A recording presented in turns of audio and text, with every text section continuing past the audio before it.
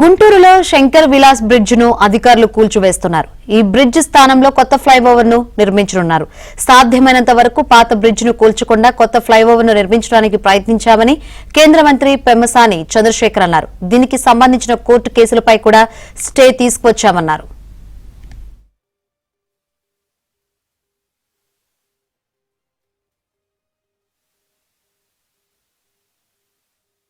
అరవై పాత శంకర్ విలాస్ బ్రిడ్జ్ గుంటూరు నుంచి పరిసర ప్రాంతాల మధ్య వారధిగా ఉండేది.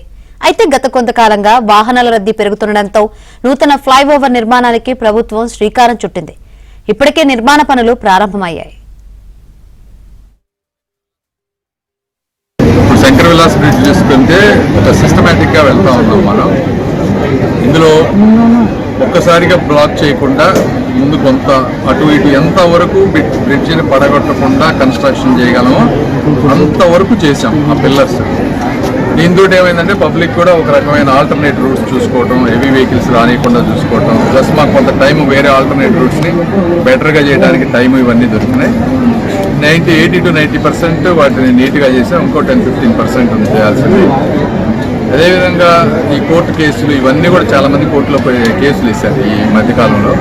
ఇవన్నీ కూడా నిన్న స్టే వెకేట్ చేయించాము. వెకేట్ అయిపోయిన తర్వాత ఇప్పుడు దీనికి నెక్స్ట్ ఏ వర్క్ చేయలేం కాబట్టి ఈ రోజున రాత్రి పడకూడదామని నిర్ణయించాం. ఇవన్నీ పడగొట్టి యుద్ధ ప్రాతిపదికన పగలు రాత్రి వర్క్ చేసి ఎంత సాధ్యమైనంత తొందరగా ఫినిష్ చేయాలనేది మా ఎవరు మళ్ళీ ఇబ్బందులు పెట్టకుండా కోర్టులకు వెళ్లకుండా ప్రజలు కనుక ఆ ప్రాంత వ్యాపారులు అందరూ సహకరిస్తే సాధ్యమైనంత వరకు ఫాస్ట్గా చేయడానికి ప్రయత్నిస్తాం.